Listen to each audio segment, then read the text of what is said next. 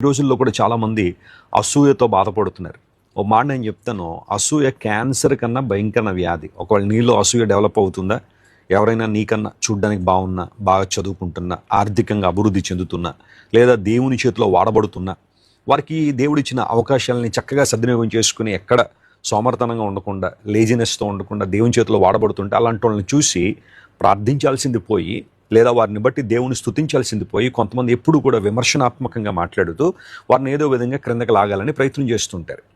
నువ్వు అసూయకి గురైతే తప్పులేదు, కానీ నువ్వే అసూయ పడుతుంటే మాత్రం చాలా డేంజర్లో ఉన్నావు, చాలా అపాయంలో ఉన్నావు. అసూయ చేత చచ్చెదరు అని బైబిల్లో రాయబడింది. ఆ అసూయ ఆఖరి నిన్ను ఇబ్బందులకు నెట్టేస్తుంది. శరీరంలో ఆరోగ్యం పాడైపోద్ది, మానసికంగా కృంగిపోతావు, ఆధ్యాత్మికంగా నీ జీవితంలో నిర్వీర్యతలోకి వచ్చేస్తావు, ఏమీ సాధించలేని పరిస్థితిలో ఉండిపోతావు. కానీ దేవుని చిత్తానుసారంగా నువ్వు ముందు కొనసాగాలంటే అసూయను జయించాలి. పరిశుద్ధాత్మ దేవుని యొక్క సహాయంతో, ఆయనతో నువ్వు సహవాసం చేస్తున్నప్పుడు, ప్రార్థనలు ఎదుగుతున్నప్పుడు, నీ మోకాళ్ళు దేవుని సన్నిధిలో ఉంచినప్పుడు, లేఖనానుసారంగా నువ్వు జీవించడం మొదలుపెట్టినప్పుడు అసూయను చాలా ఈజీగా నువ్వు జయించవచ్చు. దేవుడు నీకు అలాంటి సహాయం చేస్తాడు.